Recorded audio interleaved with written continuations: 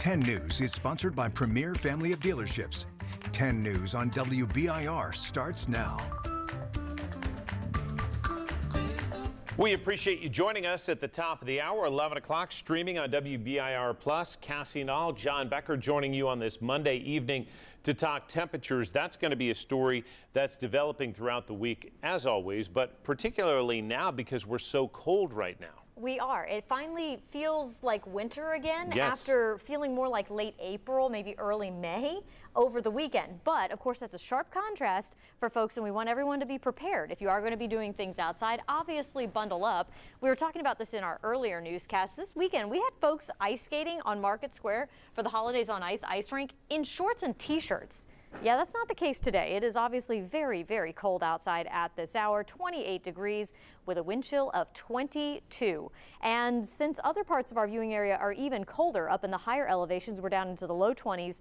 These temperatures, in contrast to this time last night, are anywhere from 30 to 40 degrees colder, thanks to a strong cold front that came through overnight last night, kicking up the winds and dropping the temperatures. Our wind chills, by the way, tomorrow morning are going to be down into the single digits and low to mid teens. It's going to be a very cold start to our Tuesday, but as John was showing you at the top of the newscast, we will be warming up as we move through the week ahead, back up above average by the time we get into Friday and Saturday. But that's just the ups and downs of East Tennessee during the winter season. I'll have a look at that extended forecast for you and your 7-day planner coming up in about 15 minutes. Cassie, thank you. Anyone looking for a safe, warm place to stay in Blount County does have options. John 316 Outreach Ministries is open tonight and tomorrow. Shelter hours do run from 6 in the evening until 7 the next morning. That location on your screen at First Baptist Church of Maryville. Also, warning centers are open in Knox County overnight. The Knox County Office of Housing Stability helps organize that effort. Churches and nonprofits are partnering with the office to provide a safe place for people escaping dangerously cold temperatures. Knoxville Area Transit offering free rides to those warming centers starting at 3 in the afternoon. Doors close between 8 and 9:30. Warming centers don't ask for ID. Managers do say guests must be able to complete daily living tasks by themselves. Tonight, friends and family gathered to remember a longtime law enforcement officer in East Tennessee. Knox County Sheriff's Office Chief Deputy Bernie Lyon died last week after spending a couple of weeks in the hospital in declining health. The 67-year-old had announced a run for sheriff this year and served Knox County for more than 4 decades. 10 News reporter Lauren Lovett joining us now for more on the tributes offered tonight for that veteran public servant. Lauren? John, for hours, a steady stream of people went into Grace Baptist Church to honor Lyon. A close friend and colleague says he leaves behind big shoes that won't be filled in our lifetime. A lifetime of service comes with the chance to touch a lot of lives. Bernie never asked for fanfare, he never asked for attention, but I think this would make him very proud. Bernie Lyon dedicated 46 years to the Knox County Sheriff's Office. To those he worked with who were close enough to call him a friend, he was one of a kind. Bernie is a special person. He was very funny. He was a man of very few words. He was a cop's cop, and I think that is one of the things that people most respected about him. He served as Sheriff Tom Spangler's right hand. Kimberly Glenn says it's been a difficult time for the entire office, but especially for Spangler. He's a friend of mine, not just my boss. And we all know the battles he's faced with cancer and losing Deputy Blakely, and he's hurting right now. This will be one of the hardest speeches he's ever given. I stand before you today with a broken heart. You took care of me when I got sick, and I thank you for my dear friend, your watch here is done. As friends and family get ready to lay Lyon to rest, they say his legacy will live on. That big brother thing was God preparing him to be what he was, which is a protector, a police officer. Services for Lyon continue tomorrow with a procession and his graveside service, and we'll have coverage of that tomorrow afternoon. John. Lauren, thank you. And we want to inform the public about their opportunities to pay tribute to the chief there. You can stand at the various entrances on your screen right now. That procession set to leave Grace Baptist Church between 11 and 11:30 in the morning on Tuesday. Blount County is mourning the sudden loss of a young deputy killed in the line of duty. Justin Mowry was 30 years old. He served in the Blount County Sheriff's Office for almost 5 years. Tribute started hours after he died in a deadly on-duty wreck Sunday. It's a visual representation of the risk that's involved in every day. I mean, you hear it on the news, you guys report on things, but you know, when you see the significance of the vehicle out there and you have to pass by, it's someone in your community, they are your friends, they're neighbors, and they're also here protecting you. Last Monday afternoon, investigators did release this dash cam video showing this motorcycle rider.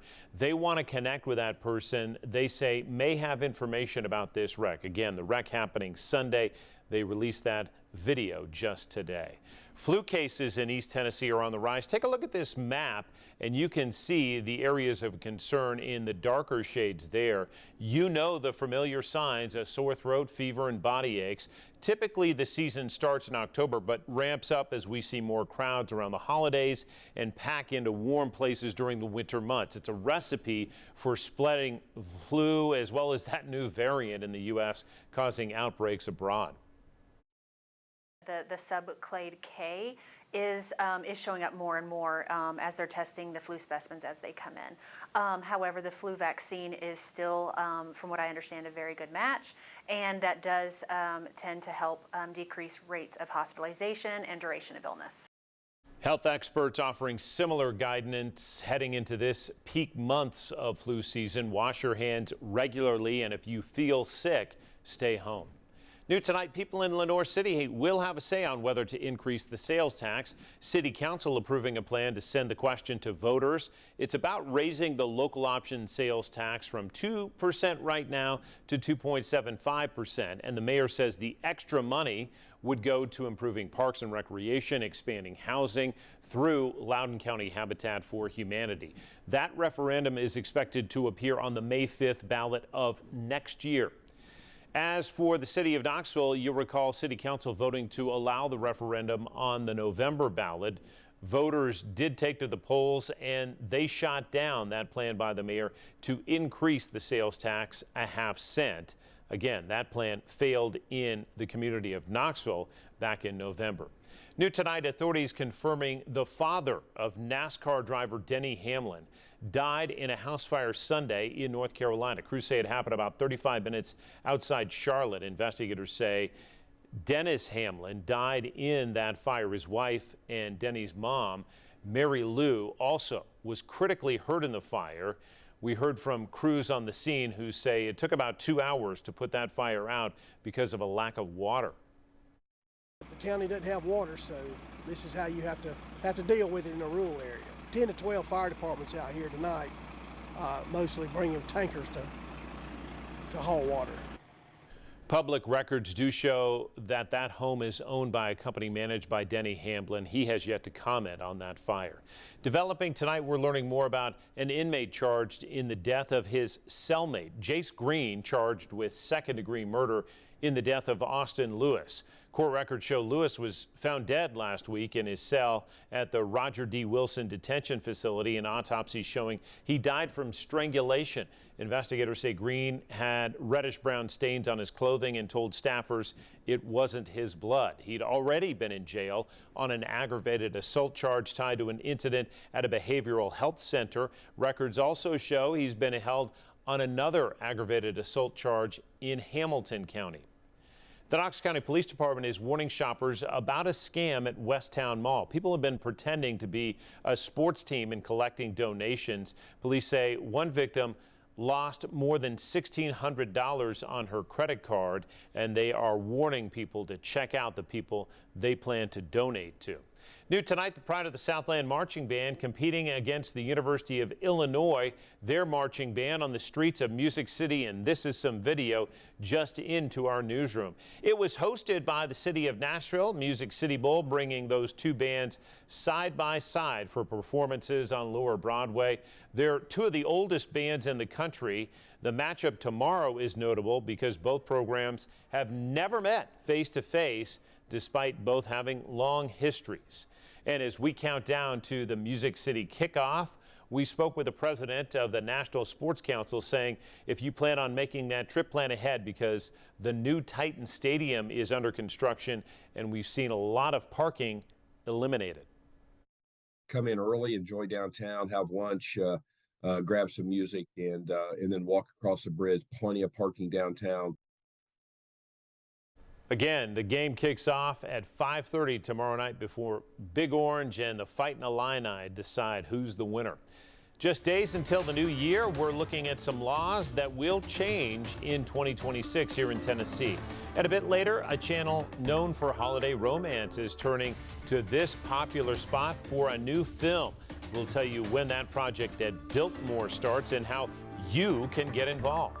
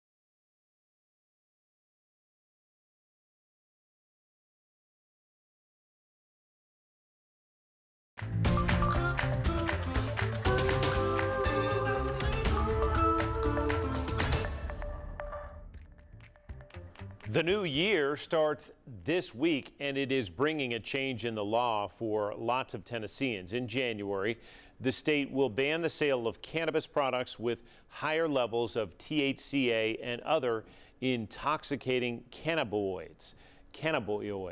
There you go.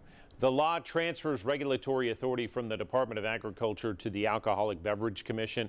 It also prevents the sale of hemp products that contain more than 0.3% THC when measured by weight. The new law will make the legal age to purchase hemp products 21 and older. In Kentucky, all smoke shops will have until Thursday to secure new licenses before Thursday. It's a law designed to help stop teen vaping, and it does require shops to be registered with the state. The portal did open in November, but months in, there were only 3,000 or so businesses that had failed to fill out the forms. Under the current law, Alcohol and Beverage Control can make unannounced visits to shops to ensure that they are not selling to minors. You'll also be paying fewer individual income taxes in Kentucky in just a few days. A bill passed earlier this year and drops from 4% to 3.5%. For more context on that, reporter Kim Martinez spoke with several people ready for that change. at the Save-A-Lot grocery store in the south end of Louisville. Every dollar in my pocket counts, you know. I watch every penny. We were the ones to break the news to shopper Marvin Wilkerson that he, along with millions of other Kentuckians, will be paying 0.5% less in personal state income tax. On January 1st, it'll drop from 4% to 3.5%. It'll help me. It'll help me. Yeah, be a little bit on groceries, a little bit on gas. Here's an example of how this affects your wallet. Kentucky's median household income is roughly $64,000. That household will go from paying $2,581 in individual state income tax to $2,258, or about $322 in savings. Wilkerson, a machine operator who sometimes works 7 days a week, tells me he likes the reduction as long as it benefits the right people. It's helping somebody, you know. I hope it helps the general public, because it usually only helps the politicians. So, you know, I just pray for my state and my city. Frank Johnson of Louisville says food cost is top priority for him. Anything that's going down, this is great. He's retired, so the income tax reduction isn't a game changer for him, but he did say this, speaking for his friends and family. It should come down. Like I said, it seems like we've been paying so much for so long. But like I said, everything else is going up, so I guess it's just the times. You can learn more about the laws taking effect January 1 in both Kentucky and Tennessee right now at WBIR.com. We want to show you a scene that will stick with you. Do you like snow? Well, here you go. There's some in Wisconsin, New York, Minnesota, and Michigan. In East Tennessee, it's cold enough to snow, but it's not. It's not. You got to also have moisture, which those areas did have. In fact, fun fact, the UP of Michigan, the upper part, the upper peninsula there, the thumb, not the mitten, had 2 feet of snow in some places with 60-mile-per-hour wind gusts. That is a blizzard by a long shot up in those areas. They've had a lot of snow so far this cold weather season. Most of them are running well above average. Meanwhile, in the western half of the U.S., they just can't even get enough at any point. They're running way behind. If you look at any of the live cams from some of the ski resorts out there, some of them have even had to close because it just didn't have enough snow on the ground.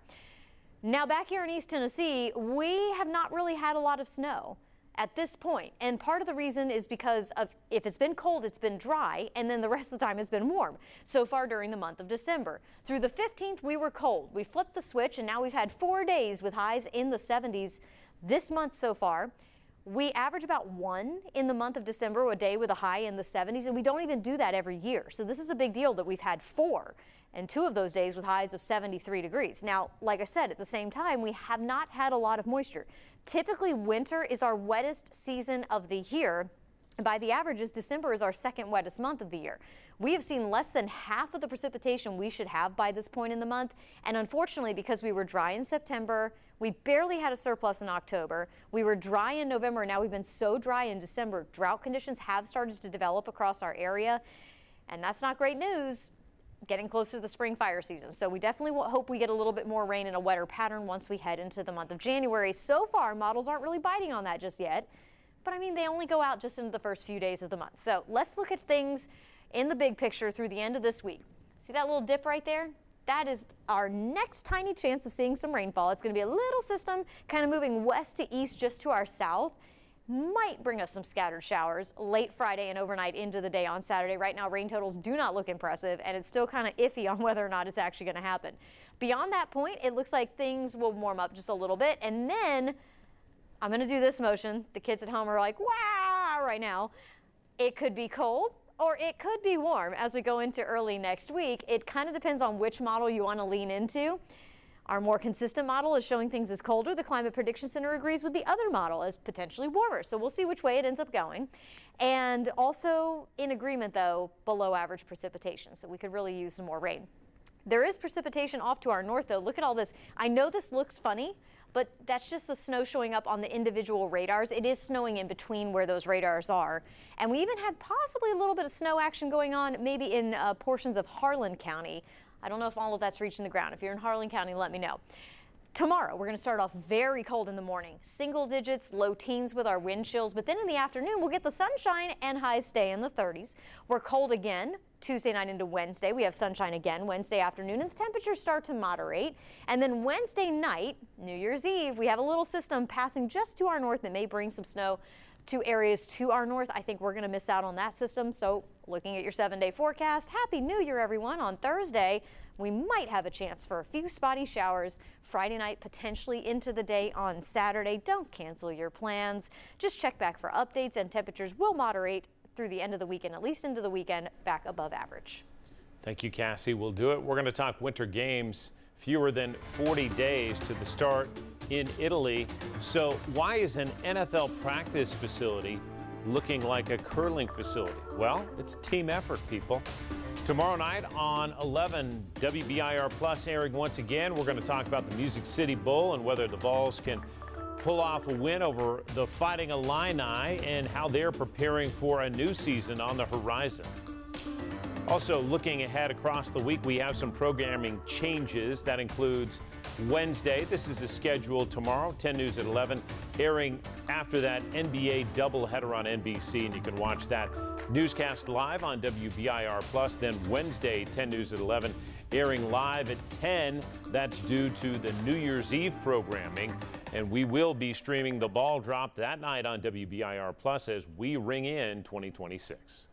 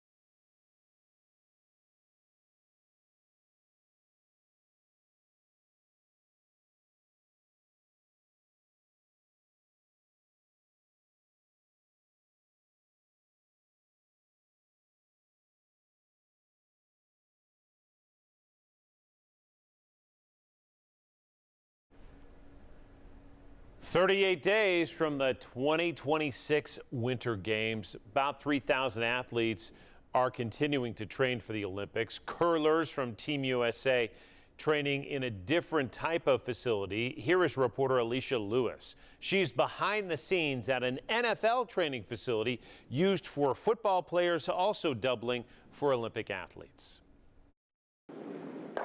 When you think of a curler, beer drinking, there's the dad jokes that come along with curlers. You used to be able to smoke on the ice, drink on the ice. There were benches halfway down. There are images from the 1970s World Championship where you have players who have cigarettes in their mouths. The stereotype of a curler has significantly changed, especially when it comes to their athleticism. For centuries, curlers have been throwing heavy objects down a sheet of ice. Today, they are lifting them. We have about 22 the 25 athletes in the Twin Cities that train here with us. Here at the Training House, a training facility for elite athletes and home of the Minnesota Vikings. Hey, come back with a glute. Yes, football players and now Olympic curlers. I'll be next to me and, about to grab like a 40-pound dumbbell, and they come and grab a 100-pound, and I'm like, maybe I'll go up a little bit and grab a 50 or something. So I guess it helps, makes me push myself a little bit more. They're giant. They're just, you just want to get out of their way so you don't get run over. Whether you're tossing a pigskin or throwing a stone, elite athleticism comes in all shapes and sizes. The better we are in shape, the stronger we are, the better we can perform on the ice and within the sport. After U.S. curling won its first Olympic gold in 2018, the sport was thrown into the spotlight, putting Minnesota curlers on the map. The partnership with the NFL, the Vikings, and the team that we have here at TCO has been fantastic. Minnesota is definitely the place to be. Midwest is the place to be for curling. For athletes who are just trying to push to the next level, there's just resources out here, and it's just unmatched anywhere else. The Milan Cortina Olympic Games run from February 6th through the 22nd. We will have coverage all across our platforms here on Channel 10. You can watch the games, including the opening and closing ceremonies in Italy on Peacock and on the NBC Olympics app. Hallmark is returning to the Biltmore estate in Asheville, North Carolina to film a second Christmas movie. Production starts in January. They're looking for some extras. Filming expected to take about a month, and the release will happen around Christmas if all goes well. A spokesperson for the Biltmore says it's a new storyline, new cast, and probably will feature more of the property, a story that is about love dating back 130 years to when Biltmore opened. We are going to transport our guests and viewers back to the Gilded Age. Back 130 years ago to when Biltmore House first opened, that Christmas Eve of 1895. The first Hallmark movie there, A Biltmore Christmas, was filmed in 2023. The spokesperson for Biltmore says it is one of Hallmark's most popular movies. Coming up, one final look at that forecast. That's a live look at Knoxville. The sun sphere right in the middle of your screen. If you're watching us on the WBIR Plus app, we appreciate you tuning in. Tomorrow on 10 About Town, just days away from ringing in the new year, we're live at Oak Ridge as crews get set for their celebration. What you can expect tomorrow at 4 o'clock on 10 About Town. And as we head to break, here's a quick look at your winning Powerball numbers tonight. Good luck.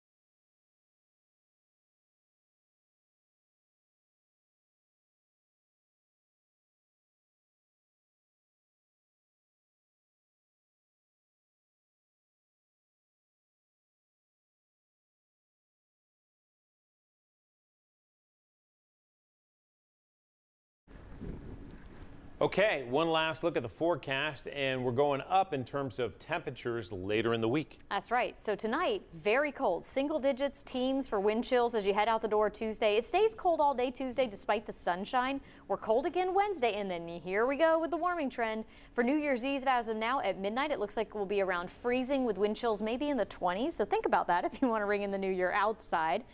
And then on New Year's Day, back to average and then warmer than average as we head into the first weekend of 2026. Cassie, thank you. We appreciate you watching tonight. We hope to see you right back here tomorrow evening. Enjoy your Tuesday. We'll see you down the trail.